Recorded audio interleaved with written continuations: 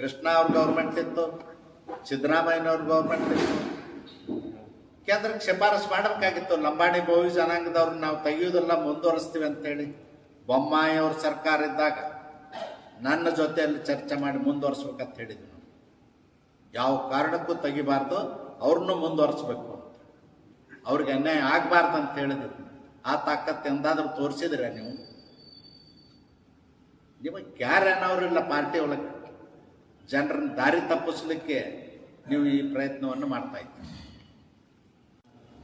ಅಧಿವೇಶನದಲ್ಲಿ ಬರೋದ್ರೊಳಗಾಗಿ ಮೀಸಲಾತಿ ಜಾರಿ ಮಾಡದೆ ಹೋದ್ರೆ 16ನೇ ತಾರೀಕಿನಿಂದ ಈ ರಾಜ್ಯದ ಉದ್ದಗಲಕ್ಕೂ ನಾವು ಹೋರಾಟ ಮಾಡ್ತೇವೆ. ಕಾಂಗ್ರೆಸ್ಸಿನ ಮಂತ್ರಿಗಳು ಯಾವುದೇ ಕಾರ್ಯಕ್ರಮದಲ್ಲಿ ರಾಜ್ಯದಲ್ಲಿ ಭಾಗವಹಿಸಿದಂತೆ ನಾವು ಉಗ್ರವಾದಂಥ ಚಳವಳಿಯನ್ನು ಪ್ರಾರಂಭ ಮಾಡ್ತೇವೆ.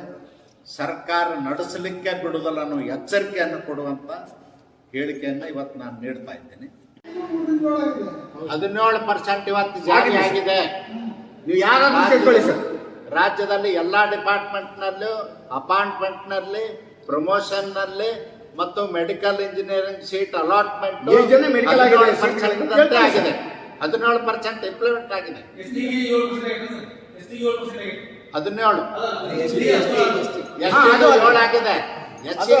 ನಾವು ಒಂದೇ ಸಮಾಜದ ಮಾತಾಡ್ತಾ ಇಲ್ಲ, SC ಮತ್ತು ಎರಡೂ ಆಗಿದೆ. ಆಗಿಲ್ಲ ಅಂದ್ರೆ ನಿಮಗೆ ಸವಾಲ್ ಆಗ್ತೇನೆ.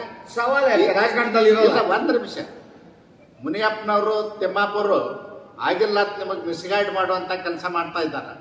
ಅವ್ರು ಆಗಿಲ್ಲ ಅನ್ನೋದು ಸಾಬೀತು ಮಾಡಿದ್ರೆ ನಾನು ಲೋಕಸಭೆ ಸ್ಥಾನಕ್ಕೆ ರಾಜೀನಾಮೆ ಕೊಡ್ತೇನೆ.